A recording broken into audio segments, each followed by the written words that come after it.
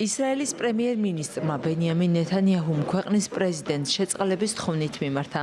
პრემიერის ადმინისტრაციის განცხადებით შესაბამისი მოთხოვნა პრეზიდენტის ოფისის იურიდიულ დეპარტამენტს უკვე გადაეცა.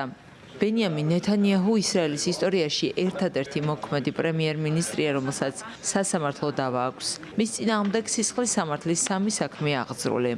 მას ბრალად ედება თაღლითობა, სამსახურეობრივი უფლებამოსილების ბოროტად გამოყენება და ქრთამის აღება. საქმე ეხება გავლენიან ბიზნესმენებთან შესაძლო გარიგებებსა და პრივილეგიებით მიღებულ სარგებელს. ჯერჯერობით არც ერთ საქმეზე არ არის მიღებული გამამტყუნებელი გადაწყვეტილება.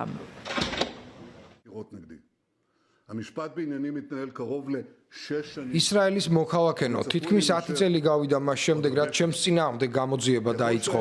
სასამართლო პროცესი უკვე 6 წელია მიმდინარეობს და როგორც ჩანს, კიდევ მრავალი წელი გაგრძელდება. სასამართლოში თანდათან ცნობილი ხდება, რომ ჩემს წინააღმდეგ ცრუ ბრალდებებია წაყენებული. ისიც აშკარაა, რომ მათი მტკიცებულებები წარმოდგენილია სამართლებრივი ნორმების დარღვევით.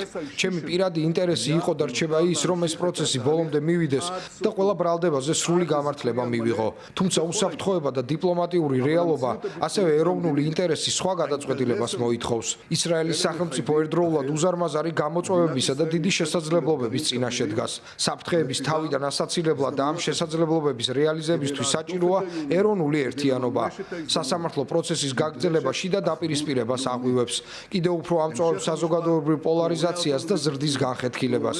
დარწმუნებული ვარ, როგორც ჩვენი ქვეყნის ბევრი სხვა მოქალაქე, რომ სასამართლო პროცესის დაუყოვნებლივი დასრულება მნიშვნელოვნად შეამცირებდა დაძაბულობას და ხელს შეუწყობდა იმ შერიგებას, რომელიც ჩვენს ქვეყანას ასე ძლიერ სჭირდება.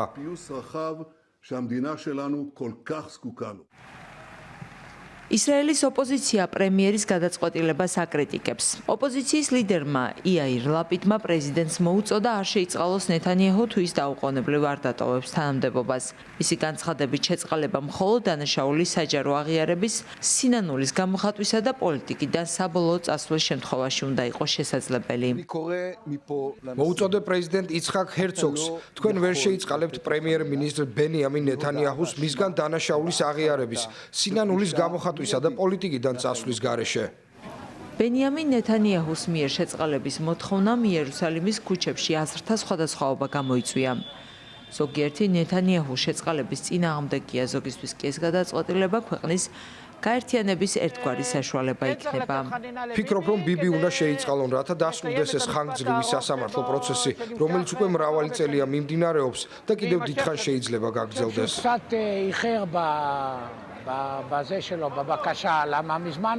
ფიქრობ, მან ცოტათი დააგვიანა. ეს დიდი ხნის წინ უნდა მოეთხოვა. მის წინააღმდეგ საქმეა აღძრული. ქვეყანაში კი უამრავი პრობლემაა.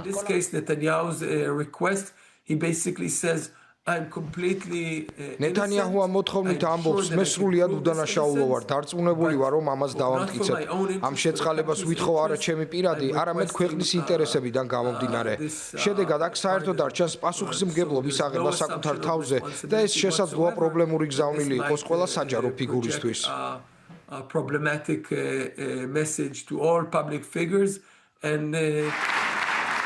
საბოლოო გადაწყვეტილება ისრაელის პრეზიდენტმა უნდა მიიღოს. საკითხს იურიდიული პროცედურების გავლის შემდეგ განიხილავენ.